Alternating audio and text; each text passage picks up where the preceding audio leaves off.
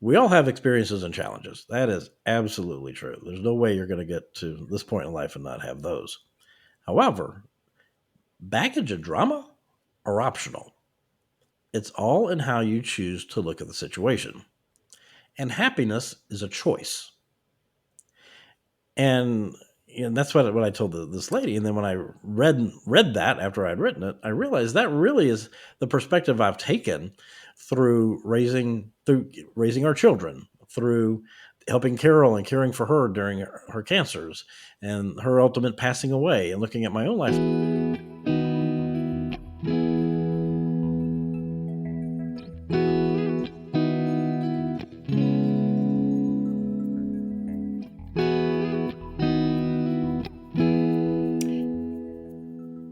Clay, great to have you with me on this episode of The Beautiful Side of Grief. Thank you, Helen. I'm delighted to be here. Thank you so much for the opportunity. Oh, you're so welcome. Clay, you've had some pretty unique challenges, including raising two daughters with severe disabilities and nursing your wife through not one, but two bouts of cancer, Mhm. including the latest one, which took her life, and being appointed to the President's Committee for People with Intellectual Disabilities in Washington, D.C. But before we jump into all of that, what I'd love for you to start with is to share with us, firstly, what was so special about your wife, Carole, and a beautiful memory that you can share with us. Oh, so a lovely question. Thank you so much. The Carol was unique in several ways. I knew her for 33 years. I think I saw her cry 4 times, maybe, in 33 years, including the passing of her own father. She was a very tough lady. She was sympathetic and empathetic towards others, but instead of crying about something, she would be more inclined to take you behind, as we would say in the South here in the U.S., would take you behind the woodshed and whip up on you. She was very. I mean, she wasn't belligerent, but she was tough, and it was a very redeeming quality, which helped her, I think, through some of the more difficulties that she faced. Probably one of the nicest memories that comes to mind was she and our oldest daughter were doing a volunteer effort at a local housing project for low income people. And as part of this project, the some food was supposed to be brought for them to help serve the children and the adults that day. Well, there was some confusion, and it turned out food never showed up. So Carol immediately jumps in the car and drives to McDonald's and buys like $300 worth of Happy Meals, to come back and feed everybody, because that was what was expected and had to get done. So I use that story as an example that she was not afraid to take the initiative and to find a solution when need be. And anyway, that's the first one that comes to mind. Oh, that is such a beautiful memory. I love that because that just shows the essence of who she is, Hmm. like thinking about others and just, oh, I just love that so much. Thank Sure. you. So, you had your children at that stage when she first started her first experience with cancer? No, so we were married, and when I was 24 and she was 23, and we were both from Memphis, Hmm. Tennessee, and we got married there. A year after we got married, we moved to St. Louis for a job transfer, for my job transfer, and our new doctor happened to mention that she had a bump on her collar. Collar doctor said, "Well, you don't need a bump on your collarbone. Let's take it off. Biopsy. It's probably nothing." And that's when it was discovered she had Hodgkin's disease. So she went through 6 months of chemo for that, lost her hair through the challenges of that. So at the ripe old age of 25, she's going through cancer treatments. So I refer to that as our first real adulting moment, was going through that. And as coming out of the treatments, the doctor suggested we wait at least 5 years to have kids in order for the drugs to get out of her system. So it turned out our oldest daughter was born about 8 years after we got married. So we had a period of time before our kids were born.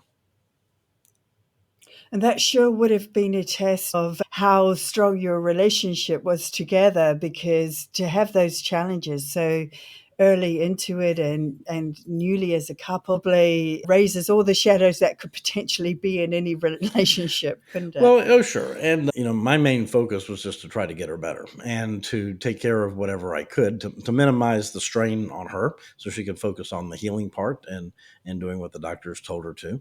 And it was interesting because we were relatively young going through that. Carol in particular, had this feeling that God was picking on her. I didn't really sense that, but she did. My view was, well, okay, we got the tough stuff out of the way early.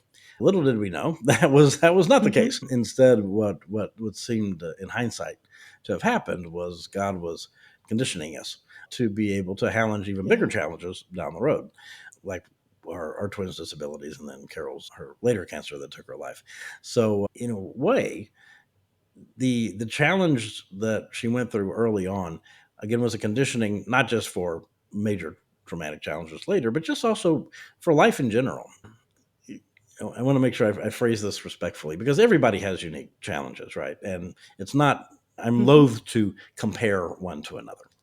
But there have been times, particularly when we were younger, and naturally, it takes time for people to have the challenges of their lives.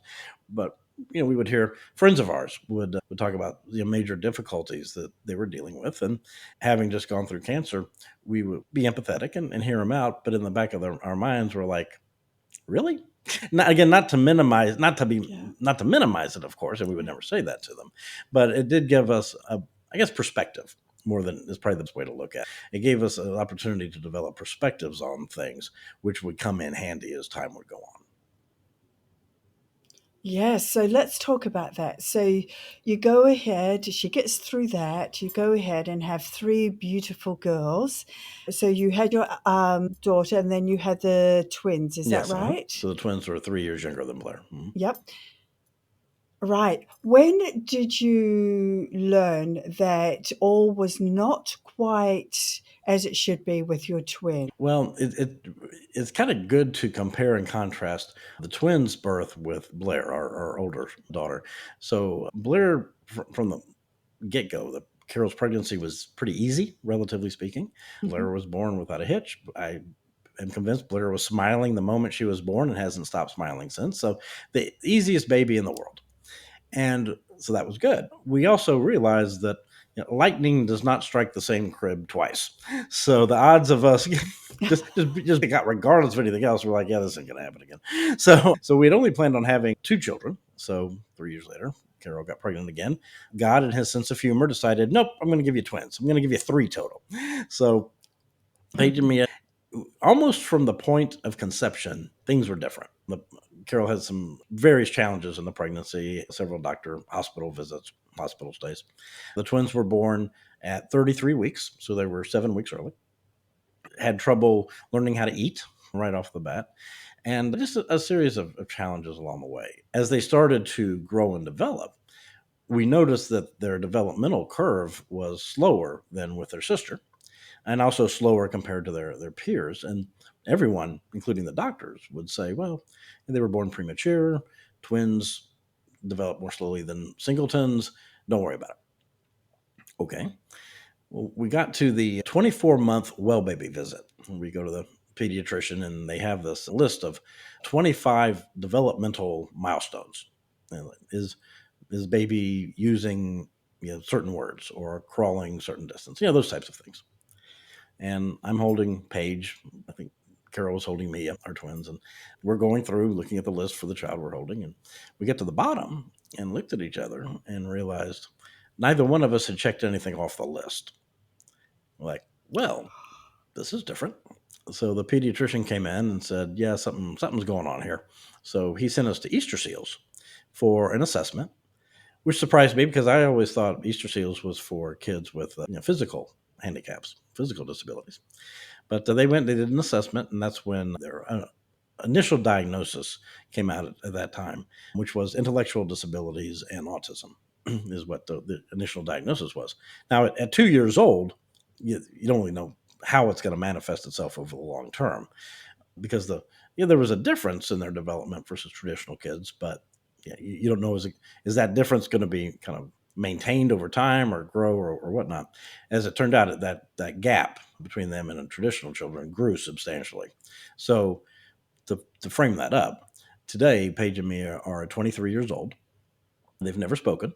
They need in the disability world, we call it assistance with all activities of daily living, ADLs. So all activities of daily living. So what that means is They need help with everything bathroom related. They need help getting dressed, getting undressed.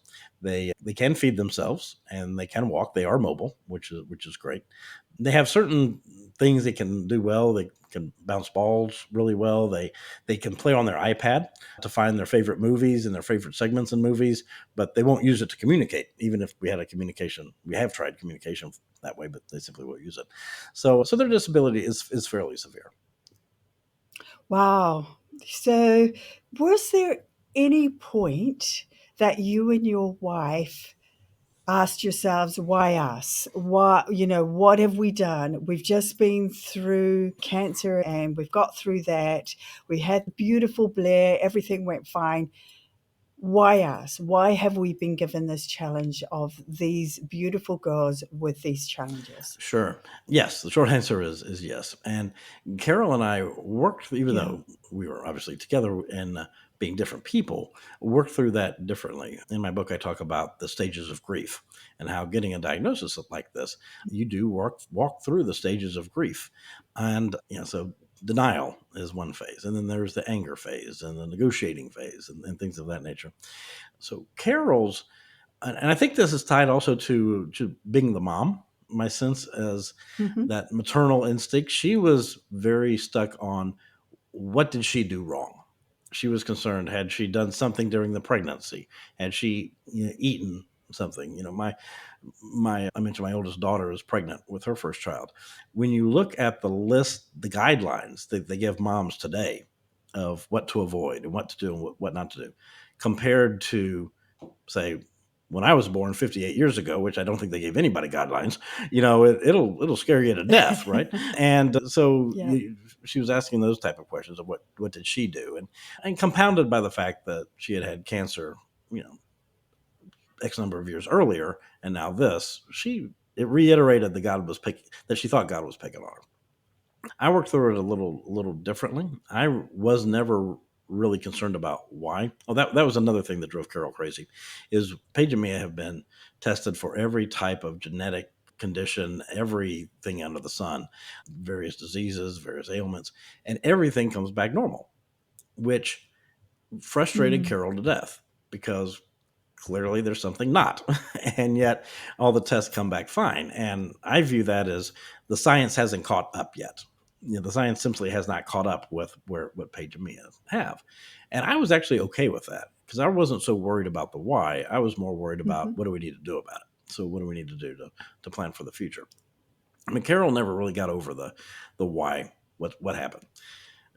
In my handling of it, I there was a pivotal moment in my life and arguably in my family's life when Paige and Mia were 4 years old. So this was 2 years after their diagnosis. It was a Friday night, and it was a rough Friday night. So Paige and Mia, as part of their disability, their autism, would have major behavior issues. So behavior meltdowns where they would just start crying for no reason or running around the house and sometimes hitting their heads or hitting themselves against the wall. It was tough. So they were having some major behavior meltdowns that night. Blair, their big sister, she was upset because she didn't know what was wrong with her sisters. Carole was very, very mad. Like I said, she never cried, but she would just get angry at situations. So I did what any good husband, father, kind of house leader of the household, or try to be leader of the household, would do when your family's Hmm. in a crisis like that. I went to bed. And I'm like, you know what? I everybody is safe. They will all eventually fall asleep, so it'll be fine. So I go to bed and I'm laying there, and to be honest with you, I was mad, and specifically I was mad at God. And I remember laying there and Hmm. saying, "Okay, God, why did you do this? Why did you do this to Paige and Mia? And to be blunt, why did you do it to me?"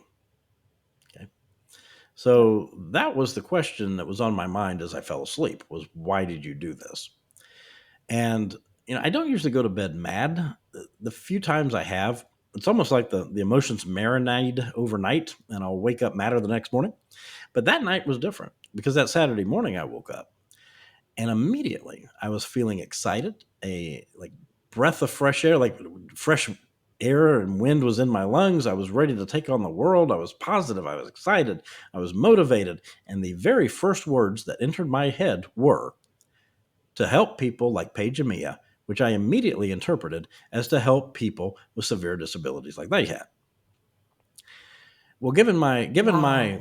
priorities at the time, which were focusing on the family, my career, I was a sales and marketing research guy, and trying to get my career up and going and successful.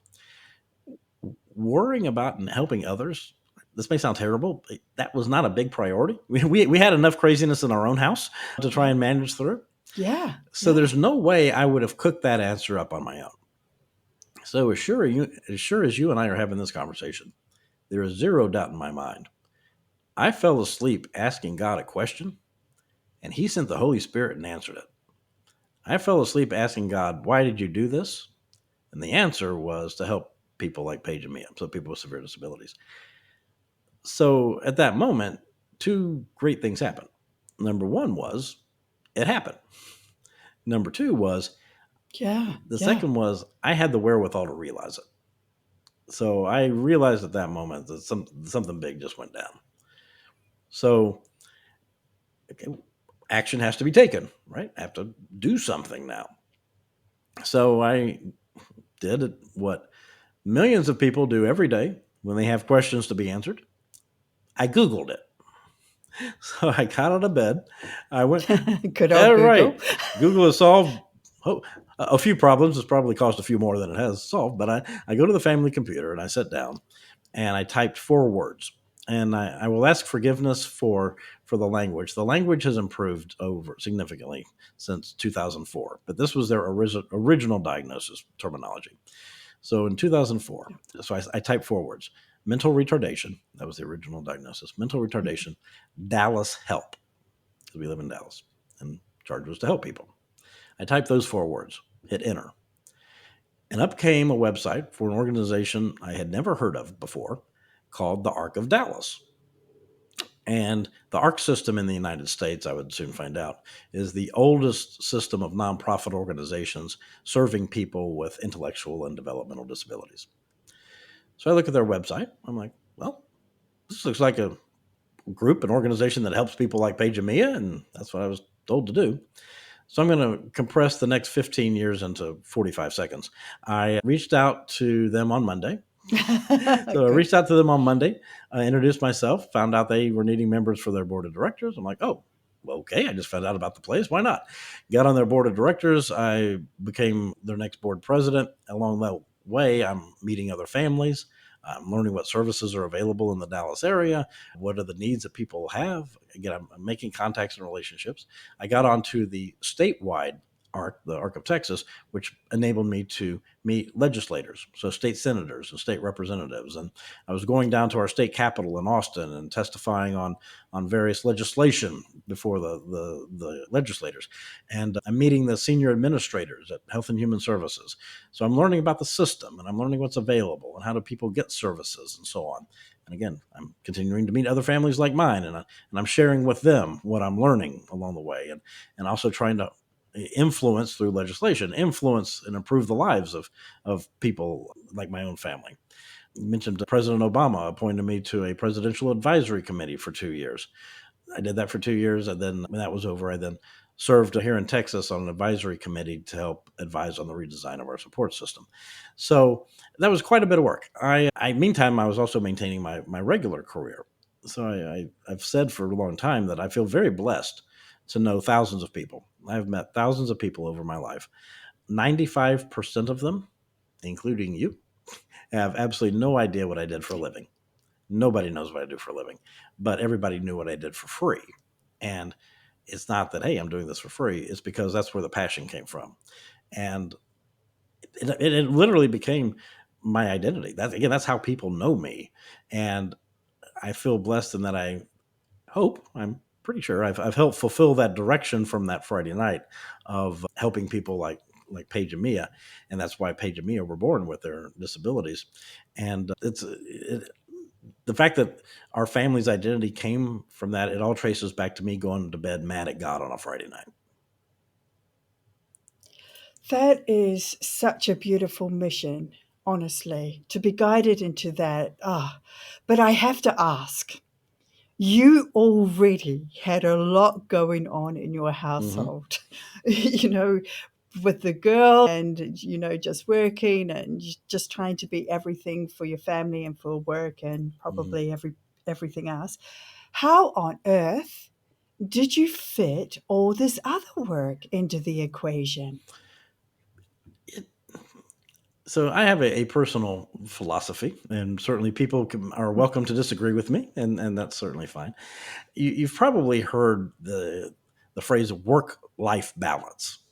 Okay, I've never bought into that concept because it implies that the two are mutually exclusive, and I don't believe that there's a balance that goes through. I believe that our lives are like a sphere, and there's various places within the sphere, various responsibilities that we go from one point to another based on the priorities of the moment, what has to be taken care of, and you make it work.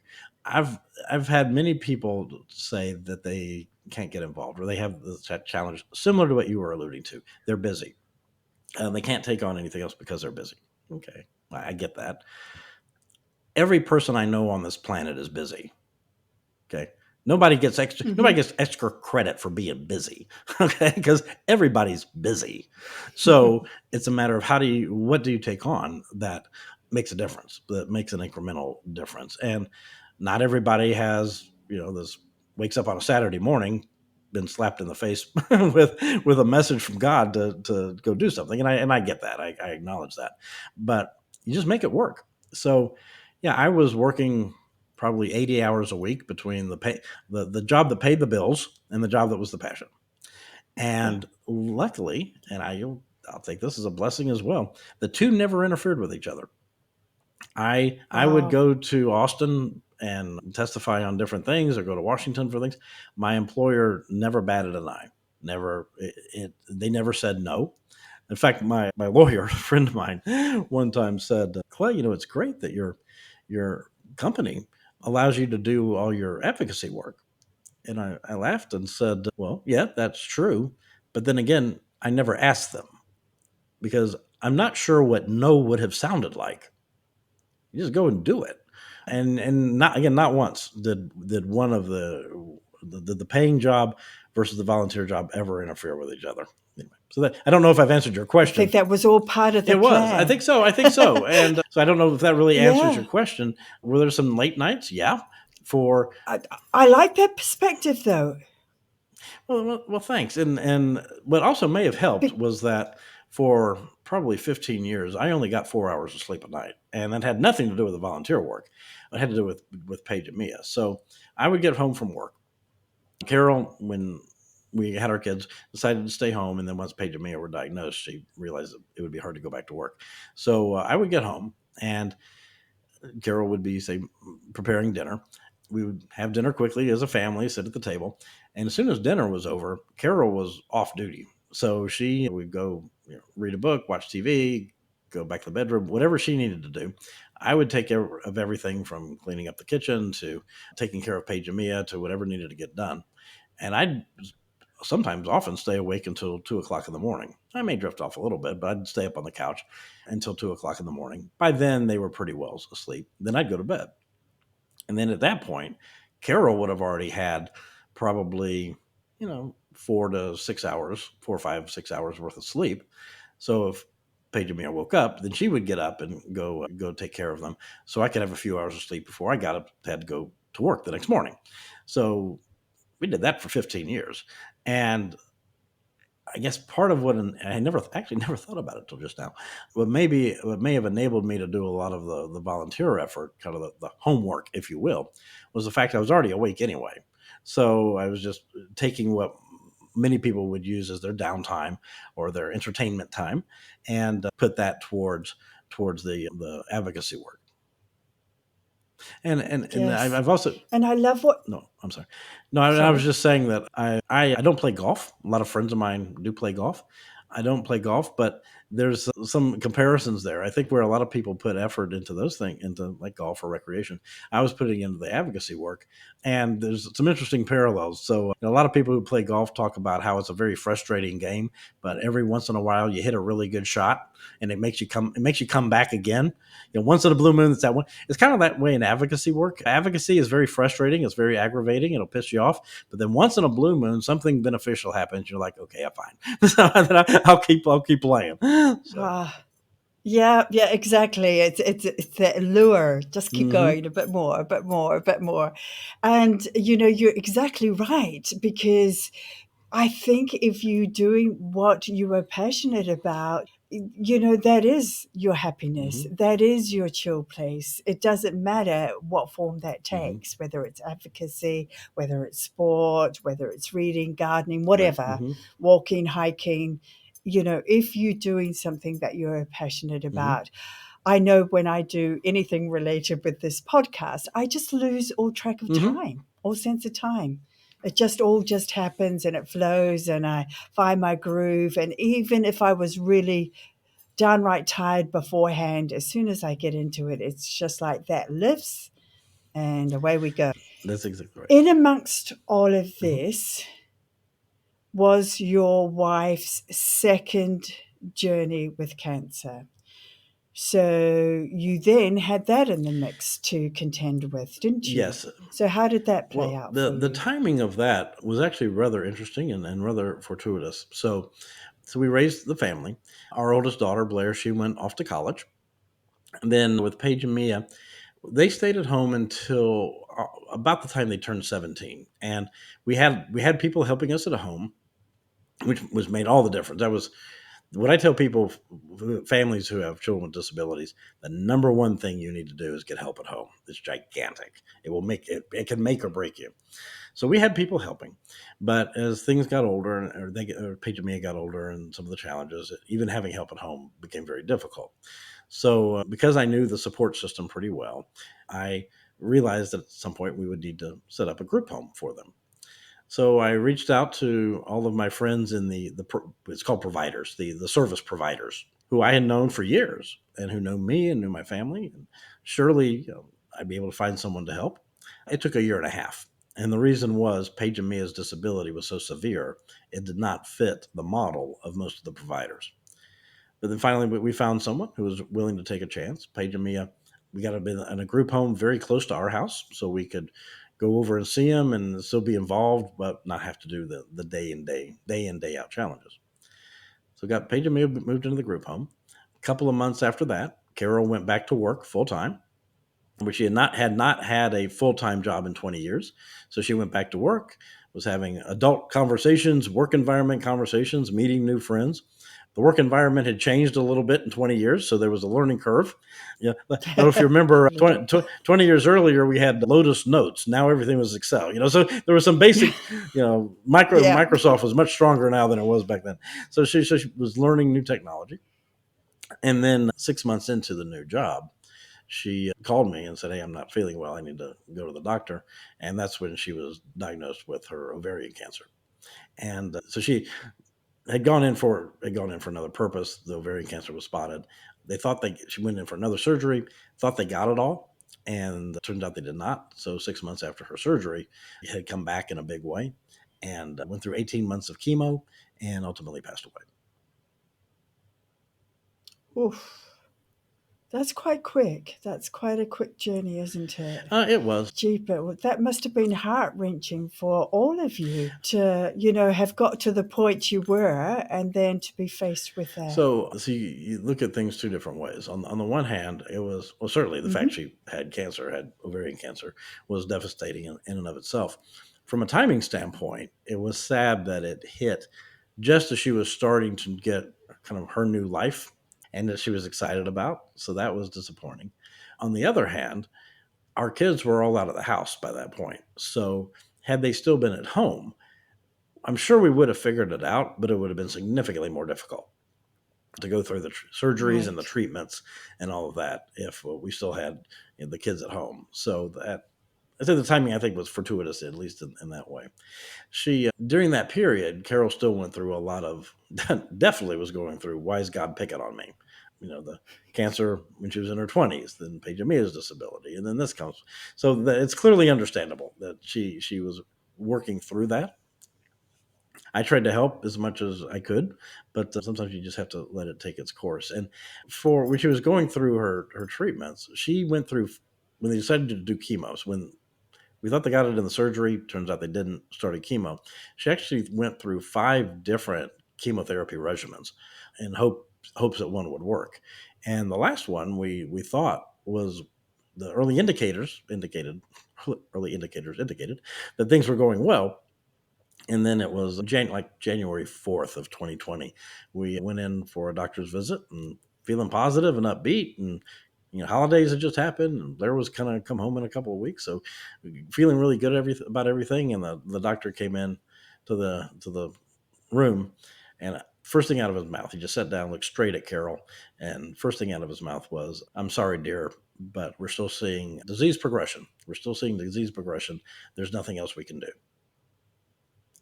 And talk about the air leaving the room.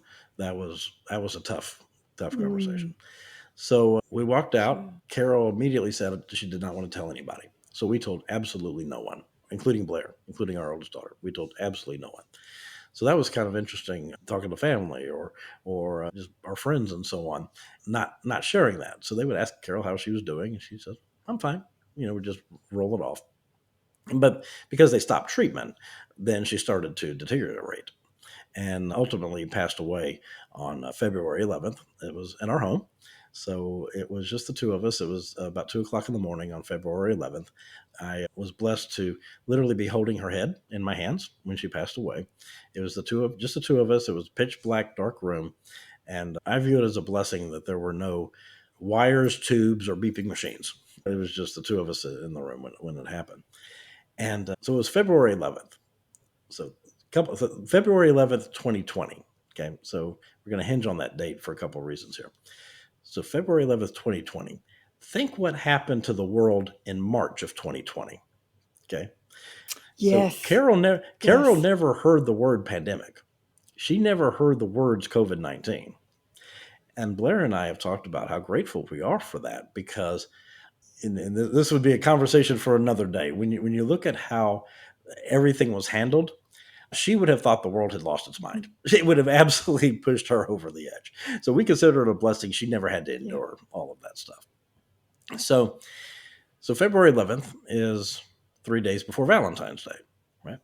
So Blair was living in Nashville at her job, came back for her mom's service. And on Valentine's Day, she and her boyfriend, who is now her husband, wanted to go out for Valentine's Day. I said, that's fine. So I'm all by myself. My best friend, arguably my only friend for the previous 33 years, has just died 3 days earlier. I'm in a 5-bedroom house all by myself, the house we raised our kids in. And Valentine's Day is the first holiday, kind of the holiday for lovers, and my wife just died. So woe is me. I'm all sad and depressed. I'm just morbidly depressed. And go across the street to a grocery store from our house, across the street from our house, to get something to eat for dinner. And I walk in there and I'm feeling all sad, like I just described. I'm walking through, and then I get to one point in the grocery store. It's aisle 9, the hair care aisle. Don't know if hair care is relevant, but this is where it happened. I'm standing there in the aisle, and in an instant, and faster than a blink of an eye, everything changed. I suddenly felt upbeat. That fresh air that I described earlier from that Friday kind of filled my lungs. I was excited, ready to take on the world. And I believe that in an instant, God showed me something, kind of revealed two things to me with absolute clarity. And again, I had no reason to cook this up on my own. Okay. That's why I give it to a higher power. So the two things that he kind of cleared my eyes on were, number one, Carole was doing great. She was doing a lot better than the rest of us. She was experiencing what all we Christians aspire for, and that is to spend eternity with God. So I view that kind of that Carole's doing great. I view that as God releasing me from having to mourn my wife because you don't mourn somebody who's doing better than you are. Okay. Now, That is so so good. did I miss her? Of course I did. Would there be what I would call sneak Yeah. attacks where you're going through your day and everything's fine, and then all of a sudden, wham, something hits you, and it brings back a memory, and you're Yeah. bawling your eyes out? But of course, that still happened. But realizing that she was doing great was huge. Okay. The second thing.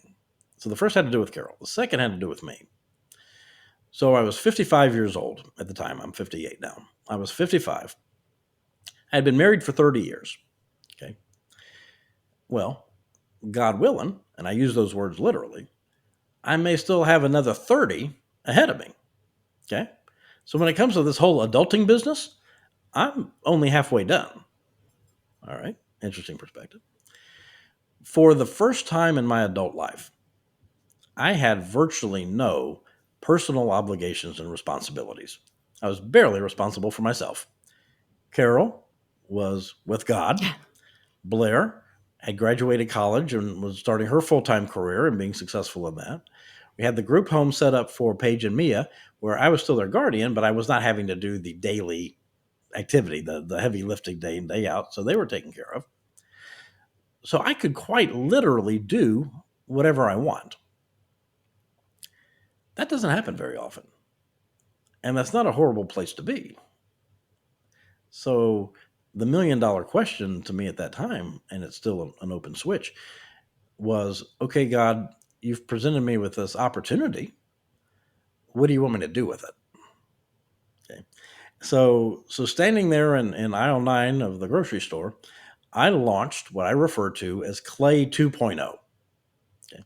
So there was I love it. thank you. There's nothing wrong with the 1.0 version, but at the 1.0 version, I had been married for 30 years and had the kids and raised the children and did the disability thing and husband and all that stuff. So nothing wrong there. That was the foundation.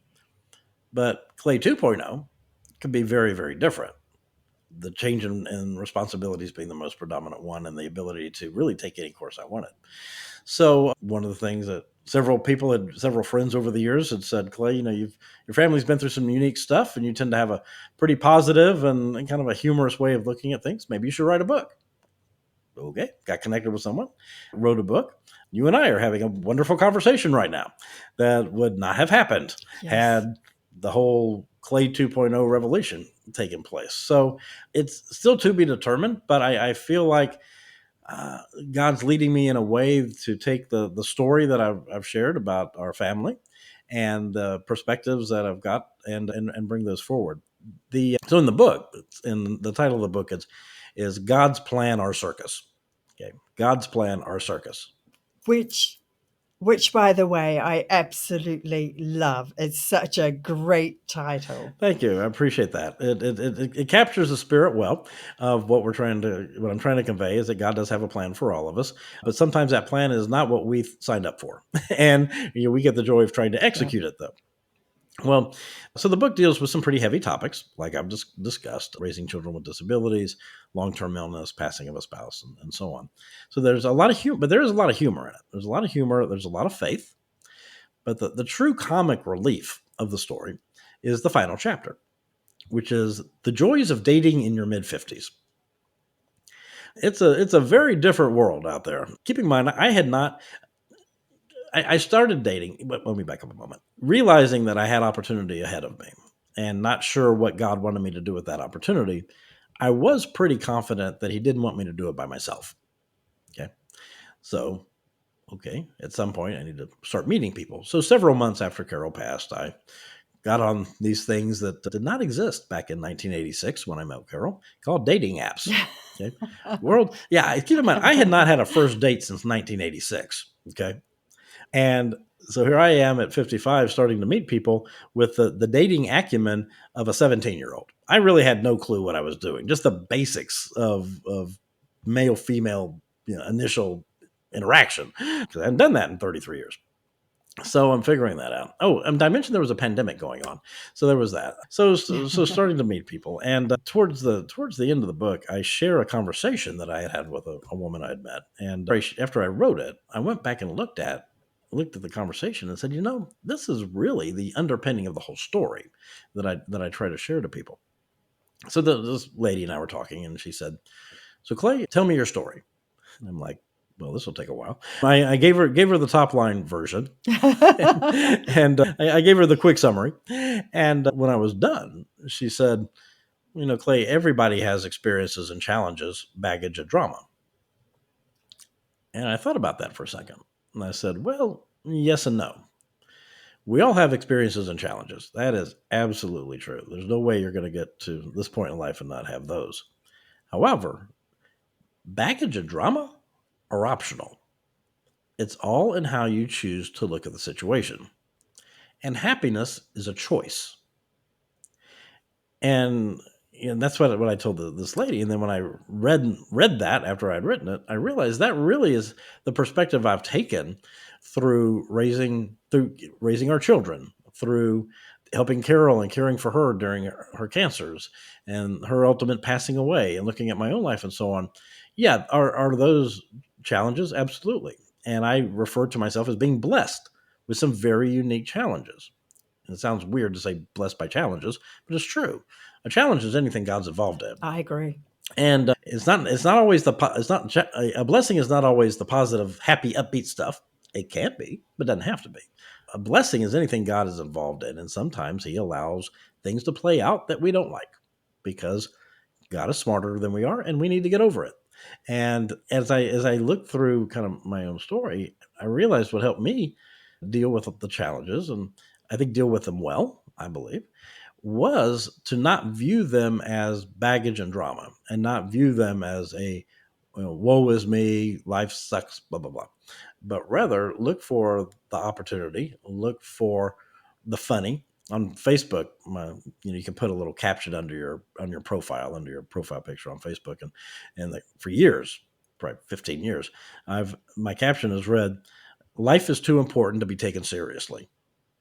So there's a lot to be said to taking a lighthearted view, and the inspiration and the motivation that goes with that. The positivity that can go with that can totally change your perspective. And changing that perspective enables you to think of ideas you would not have thought otherwise. Can help. We talk about inspiring other people. That's a nice benefit. But to be honest with you, I'm too. Sometimes I'm more selfish. I tell people I'm the most selfish SOB you're going to ever meet. Yeah, inspiring other people is fine. At the end of the day, I was trying to figure out how can I lighten my own load and help. And in the process of doing that, if demonstrating that and talking to other people and sharing my experiences can help other people in their challenges, then that's a great thing. I appreciate that. But it really kind of starts with, okay, the only thing I can control is my own attitude, because stuff's going to happen. You can't avoid it. I think a lot of times we believe, we like to make plans. We're gonna chart out our destiny. We're gonna plan these, 5-year plans, 10-year plans. We're gonna do all this, as though we're actually in charge of anything. Sometimes, because sometimes crap just happens. It really does, and we don't have any choice about it.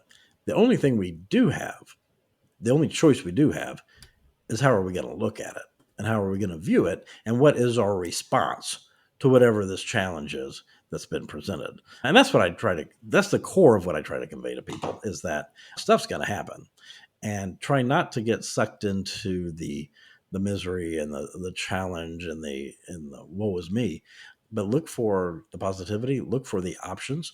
Because a lot of times when people feel sad and depressed, they feel powerless, it's because they don't see any options.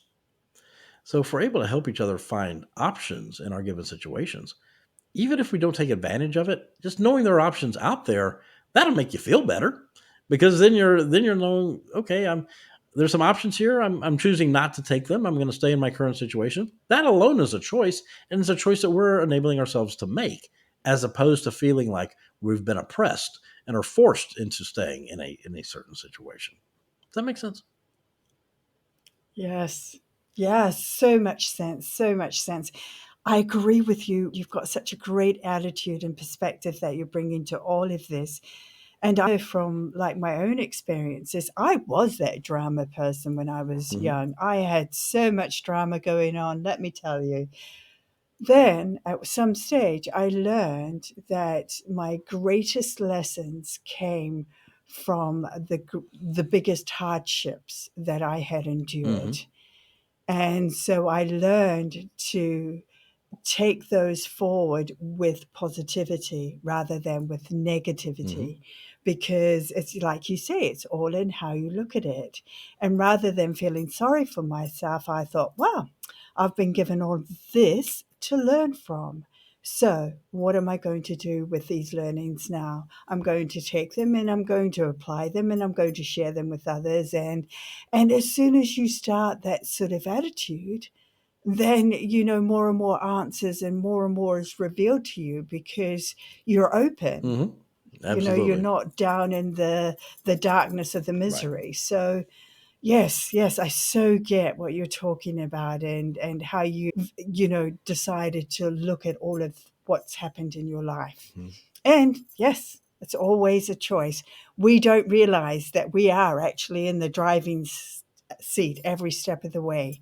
Sometimes we want to blame others and circumstances for how we are, but actually we have a choice. Let's now, very quickly, I want your take on the importance of giving to others and how that enriches your Sure. life. So there's a Bible verse. As you can tell, I'm a faith-based guy, and there's Yep. a Bible verse which I came across many years ago. It's not one of the top 20. It's not on anybody's memorization list, but it's one that when I read it, I thought, this is one of those Bible verses that if you ignore everything else in the Bible, if you ignore everything else in there, and just do this, things would be much better for all of us. So the Bible verse is 1 Peter 4:10. Okay, 1 Peter 4:10. Again, it's not one of the more common ones, but here's how it goes. It reads, "Each one should use the gifts he or she have been given to serve others, faithfully administering God's grace in its various forms. Each one should use the gifts he or she have been given to serve others, faithfully administering God's grace in its various forms." And the reason I love that verse is it's actually very simple to understand, and it can make a huge difference. And it gets to what you were asking about as of the giving part of it. So what's it saying? It says each one, okay, that's everybody. Got it. Each one should do what? Should use the gifts he or she have been given. Okay. That tells us that we all have unique gifts and talents. Okay. Unique gifts and talents. And sometimes it may be the ability to earn a good income that we can take some of that money and channel into to some way, or time available to, it can be any number of things. Well, our gifts and talents come from where? They come from God. So all of us should use the gifts and talents as we've been given, which came from God, for what purpose? To serve others. That's easy enough. Got it. Use them to serve others. Why? Because when we do that, we are administering God's grace to people in the various types of grace that God has that are being reflected through our gifts and talents. So to make it really, really simple is, because we all have gifts and talents, and they all came from God, when we're using them to serve other people, we are basically bringing God to them because we're using the gifts that He gave us to help them. Okay. That's a really big deal. That's like a really big deal. And I believe that that's one of the main reasons, if not the main reason, God gave us our unique gifts and talents, is in order to serve each other. And it we talk about giving, and that word kind of scares some people. Some people, they see dollar signs, and it's like, oh boy, okay, well, how much? So and that can be. Some people are blessed with resources to be able to do that, which is wonderful. But I think that the core thing is for us to take the time and look at what do we have, whether it's resources or time or whatever the case may be, knowledge of some sort. How can we share that? It can be anything. Whatever that is that we have, how can we use that in some capacity to help other people? And as you were describing earlier about passion, where when you're following your passion, you don't get tired. you don't run out of steam. In fact, it fuels you even more. Well, I believe when we Yes. find the when we recognize the unique talent that we have or gifts that we have, that and we start serving others with those gifts, that in a way becomes a passion, and it fuels itself, and the enthusiasm that comes around that. I think what happens is a lot of times people, well-meaning, what very well-meaning people, will get into a service of some sort, but it's because they were guilted into it, or Yeah. and again, well-meaning, not there's no maliciousness here, but they were perhaps guilted into it, or they felt like they should, or some sort of an obligation, or something like that. And you get into it, and yeah, you're doing the activity, which is nice, but you're not really driven by it. It's not your passion. And after a while, if you don't really have it as part of your natural DNA, you'll get burned out, or you'll get tired of it, or you may come to just Yeah. not like it anymore.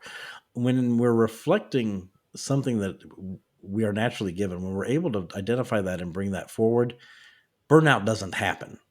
Okay. You carry it through for the long haul. And that's where I know for a fact the different service that I've been in, the advocacy work, gave me purpose. It also helped relieve a lot of stress from whether it was family or the job that paid the bills. Being able to do those types of activities was a stress reliever in a lot of ways. Gosh, I agree with everything you're saying there, Clay. I got asked after my daughter had died. It must have been about a year after she had died, to help transport youth who didn't have any transport to get to growing young opera Hmm. stars. They were taking these kids and teaching them how to sing and use their voice and grow them into these beautiful opera singers. And honestly, do not have one musical bone in my body. Nor do I. However, I ju I just adored the conversations I would have with these Mm. kids, taking them to and from practices, setting up the meals, painting the sets when they did concerts and things like that. And I remember in particular, there was one young boy, and I hadn't seen him for ages, and I came to pick him up, and he had never really said anything much to me in previous trips that we'd taken him to his Hmm. practices. But he was so excited to see me because he hadn't seen me for such a long time. And he jumped in the car and he talked non-stop about all he was doing in his life. This was a Okay. 17-year-old boy. Hmm. And honestly, it just filled my Oh, heart. that's And great. I just thought, thank you so much. This is what makes it all worthwhile, because you never know the impact you're having on someone else's life. And but when you do get to see that, you just treasure it Hmm. for all it's worth, and it's such a beautiful feeling. Clay, we've been winding through this conversation, and I'm mindful that I don't want to sort of keep you from other things that No, you may you're have fine. going on. But I would like to know, what are your top pieces of advice that you can give to families who have been chosen to take on the enormous responsibility of raising a child, or in your case, children with disabilities? Okay. No, no, thank you for asking. And in the book, I never tell anybody what to do. Okay. I share our experience and what we did and the balance of the decisions. And if people draw parallels and may choose to do the opposite, that's their right. And mine is to give ideas, except for one chapter where I do have the top 5 things for families with disabilities, where I say, okay, here's what you need to go do. So, number one, Great. I mentioned a little while ago, is get help at home. That decision, when we were able to find people to come help us, it was huge. So whether it's asking a family member, a grandparent to help, or in going online and finding teenagers who are willing to help, or there are various websites, care.com or go one here, gonannies.com. There are various places where you can find help. That's number one. A phrase I use is that a lot of times parents, they want to try and do it on their own. We're going to charge through it. Martyrdom, I call that martyrdom. Martyrdom is not sexy. It is not sexy at all. So get over it. Get over yourself. Get help it up. Number two is, and this may be unique to the United States. There may be in New Zealand other similar type programs.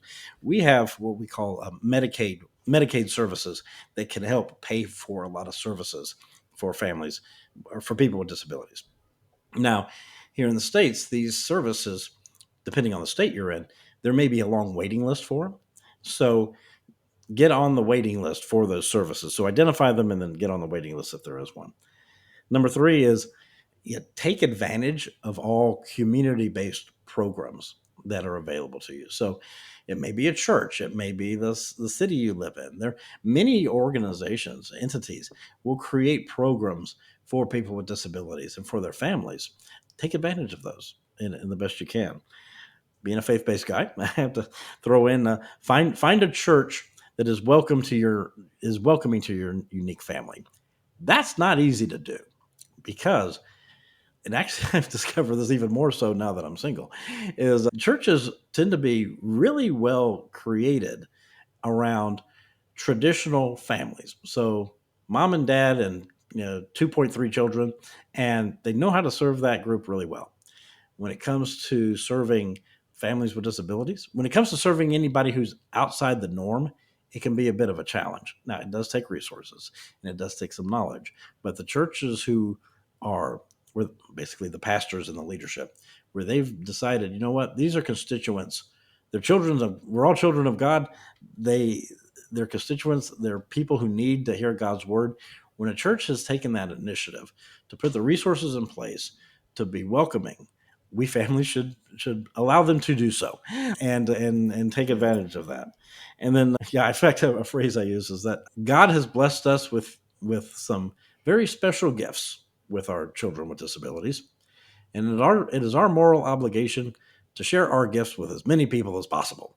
So again, whether it's a program or whatever the case may be, let folks help. And then finally, and we touched on it a little while ago, is get involved. So in some way. So my family benefited greatly from my learning about the support system and the contacts that I made. Now, we did not get anything that we received nothing that any other person couldn't receive. The difference was I, through my involvement, was able to learn about it. Okay. So often parents, they, they're in a tough, and I get it, they're in a tough situation. And between jobs and raising the kids, you feel like you don't have time to get involved. And I totally get that. However, with that mindset, you don't know what you're missing, and you will miss a lot of opportunities that can help you and your family in a huge way. So, getting involved, whether it's advocacy or service in some way, like you and I were talking about a moment ago, not only are you helping others, but, and this is not a selfish thing, you're helping yourself at the same time. Yes, you're Yes. making yourself feel better through the service, but you are learning things that you yourself can benefit from. There's nothing wrong with that. Yes. It's a reciprocal benefit going on there that I think people often do not recognize. So those are the top five things that I urge families with disabilities to think about. Those are great top five. And on the last one, it's also allowing yourself to be vulnerable because I imagine that, you can get yourself wrapped up in like the kid's behavior and you feel embarrassed around that, or you feel guilty that you may have done something that's brought about whatever you're dealing with. And so it's actually stepping aside, allowing yourself to be vulnerable, and letting people step into your space to let them help you. I think there are a lot of people out there who are closed off to allowing help to come their way. But It's just recognizing we're all deserving of that. And often that can be the lesson. it can be, and you're exactly right. I'll take that a little bit further. Yes, there are a lot of people who Sure. close themselves off. That's called ego. Okay. It's just, Mm, whether it's image or not wanting to be embarrassed. The great thing about, yeah. because Paige and Mia's disability is so severe. And I know it sounds weird that I'm smiling and laughing when I talk about the severity of my children's disability, because it is so profound. There's no hiding it. There's no masking it at all. So we very Yeah. quickly, we go out in public. like takes zero time for people to realize something's up, and if Paige and Mia start having a behavior issue, then it's really public. We got over that ego thing really fast. And I mean, very, very fast. So Mhm. when your major concern is, okay, can we get through an activity and get home safe and sound? When that's your primary objective, you really don't care what anybody else thinks. Okay. Also, Yeah.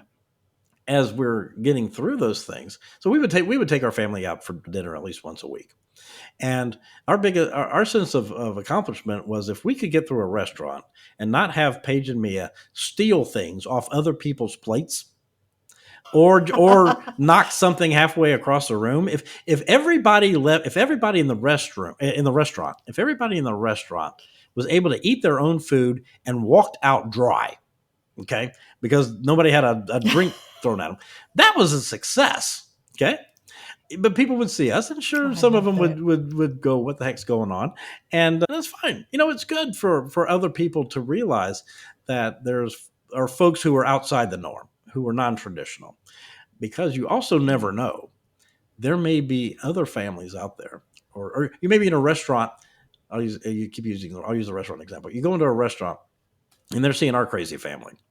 Now their family may be very, very traditional.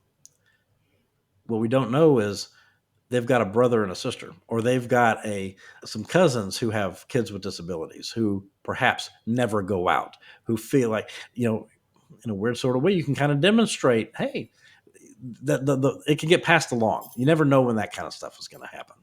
I also believe people need to share their stories. Obviously, I talk about how my most people try to hide their dirty laundry, or they try to the things that they're not proud of. They try to hide it. I turned around, had my mine bound and published. So it's the exact excuse me, exact opposite. But go ahead and share your story, because you never know how it will benefit someone who perhaps thinks they're the only one going through a challenge. Let them know they're not, and you can't have that impact. Oh, You can't impact someone in that way unless you get out there and tell your story. there's gold in everything you said just there. No, thank you. Yes, 100% agree with that. So, I've got three questions Okay. that I ask everyone I interview. So, the first is, what is the best thing that has happened to you so far today? The best thing that's happened to me, and I'm not pandering. I want having this conversation genuinely is the best thing that's happened to me today, and that is not, again, that's not pandering. It is an honest to goodness truth. So Helen, you have blessed me today in a huge way. Thank So you. thank you for that. Thank you, Clay. I really, really appreciate that. What are you most grateful for? This is going to sound a little churchy. I'm very grateful that God had came to earth in the form of Jesus, and provided an opportunity, for all of us to spend eternity with him. So I'm very grateful for that. And then I'm also very grateful for my crazy unique family. A family that would scare the crap out of most people really became the source of my purpose and identity, and would not trade any of them for anything at all. So that's truly what I'm most grateful for. Oh, oh, that warms my heart. And my final question that I'd love to get your opinion on is, when you have moments in your day that are turning to custard, not going so right, what do you do to pivot out of those? Sure. That's a great question. And I'm actually the answer to that question is the very last paragraph of my book. And usually you don't tell the ending before people have had a chance to read it, but I'm going to tell you the ending of the book. The last paragraph is two sentences. It's this, and it answers your question. It's every day I look for something to appreciate, and I tell people how important they are. It's made all the difference. So when I'm having a bad day, what I do is I look, what can I appreciate? It could be anything, absolutely anything. Find something to appreciate will help bring you out of the funk. And then when you let people know how important they are, when you let other people know that you appreciate them in some way, and it may be something as simple as going to the grocery store and the person who's checking you out, tell them thank you, or just say, I appreciate you. Just want you to know, the thanks for working today. It made my life easier. And again, there's multiple opportunities all of us have for this in some way. But let people know that you appreciate them and how important they are. It makes all the difference because it will make them feel better. It will also make you feel better because it helps get that perspective thing we were talking about. It helps get that aligned in a much better way. Such a simple thing to do, but so, so powerful. I know in my own life that has been a big thing that has changed my life from it's exactly that. When things start to go a little bit sour and I stop and I go, okay, so what have I got around me? What am I grateful for? Yeah, what do I appreciate? And yes, and sharing that with others, because so many people do such wonderful work behind the scenes. They're quiet soldiers who just get on with it. And you need to acknowledge those people too, and just let them know that they're doing a wonderful job.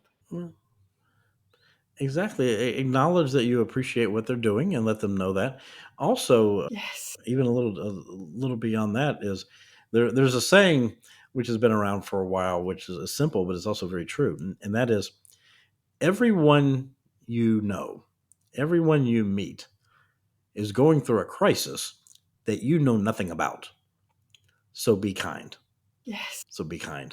And a little bit of kindness you do not know the impact it could have on someone because you don't know the challenges that they are going through. So a little bit of kindness can go a long way on impacting another person. And it's so easy. It's not hard. just go do it, you know? It is easy. Easy. So, any other parting thoughts you'd like to leave our listeners with, Clay? No, I think we're good. We've covered a lot of material today. So thank you for that opportunity. We have. Oh, you're most welcome. Hey, as I mentioned to you before we went on air, Clay, I'm going to have all your information, your bio, and the things that we've discussed in the episode notes when this episode is released, so people can go and find all they want about you and how to get hold of your wonderful book and how to get in touch with you via your social media, all those types of things. Thank you. It's very kind. And you're welcome. And I'm grateful for your beautiful energy. I've just had the most wonderful time with you this morning, my morning. And I just believe that you're a beautiful soul who's been gifted to this earth to help your family navigate the challenges that they've faced, but also extended that out to so many more on a national and an international level. So you are truly one of God's angels, I believe. And thank you so much for sharing all your insights and wisdom. That's very humbling. I'm very honored for you to say thank you so much. That means a lot. I appreciate that. Thanks for listening. I hope you got some real value from this episode.